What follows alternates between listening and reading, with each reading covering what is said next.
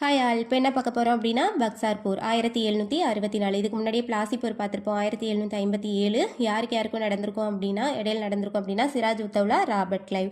இதில் சிராஜ் உத்தவ்லா கொல்லப்பட்டிருப்பாரு. அவருக்கு பதிலாக அவரோட படைத்தளபதி மீர் ஜாபர் வந்து வங்காள நவாபாக இருப்பாங்க. இந்த பிளாசி போர் முடிஞ்சதுக்கு அப்புறமா வங்காளம், பீகார், ஒரிஷா அந்த பகுதிகளெலாம் ஆங்கிலேயருக்கு தடையில்லா வணிக உரிமை கிடைச்சிருக்கும். இந்த மீர் ஜாபர் என்ன பண்ணியிருப்பாருன்னா வங்காளத்தோட முக்கியமான பகுதியாக இருக்கிற 24 பர்கானா அப்படிங்கிற இடத்த ஆங்கிலேயருக்கு கொடுத்துருப்பாங்க.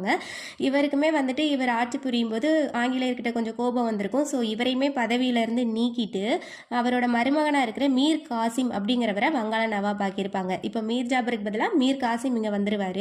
மீர் காசிம் வந்து என்ன பண்ணியிருப்பாருன்னா புர்த்வான், மிட்னாப்பூர், சிட்டகாங் அப்படிங்கிற பகுதிகளை ஆங்கிலேயருக்கு கொடுத்துருப்பாங்க. அப்புறம் வங்காளத்தோட தலைநகரை மூர்ஷிதாபாத்லேருந்து மாங்கியிருக்கு மாற்றிருப்பாங்க.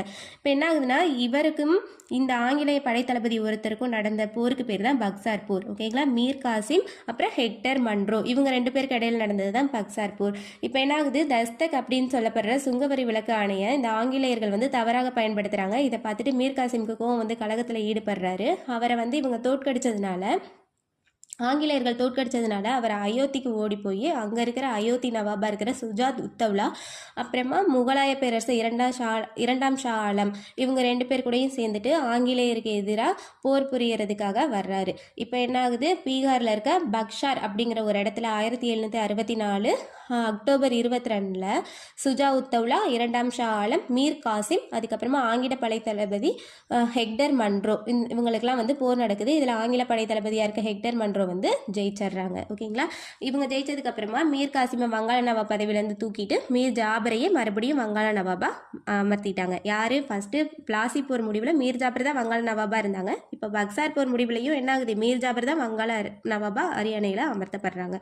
மீர் ஜாபர் வந்து இறந்துடுறாரு. அவர் இறந்ததுக்கு அப்புறமா அவரோட மகன் நிஜாம் உத்தவ்லா அப்படிங்கிறவர் வங்காள நவாப் ஆகுறாரு.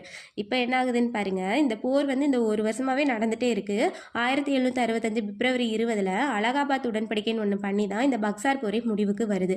நம்ம பிளாசி போரில் ஒரு உடன்படிக்கை பார்த்துருப்போம், அலிநகர் உடன்படிக்கை. பக்சார் போரில் என்ன உடன்படிக்கை? அலகாபாத் உடன்படிக்கை. அது அலிநகர், இது அலகாபாத், ஞாபகம் வச்சுக்கோங்க. இப்போ உங்களுக்கான கேள்வி, மீர் ஜாபர் வந்து ஆட்சிக்கு வந்தோடனே வங்காளத்தோட எந்த பகுதியை ஆங்கிலேயருக்கு கொடுத்துருப்பாங்கிறத கமெண்ட் பாக்ஸில் கமெண்ட் பண்ணுங்க. இந்த கண்டென்ட் உங்களுக்கு பிடிச்சிருக்கும்னு நினைக்கிறேன். இது புரிஞ்சிருந்தா கண்டிப்பாக என்னோட இந்த சேனலை சப்ஸ்கிரைப் பண்ணுங்கள். தேங்க்யூ.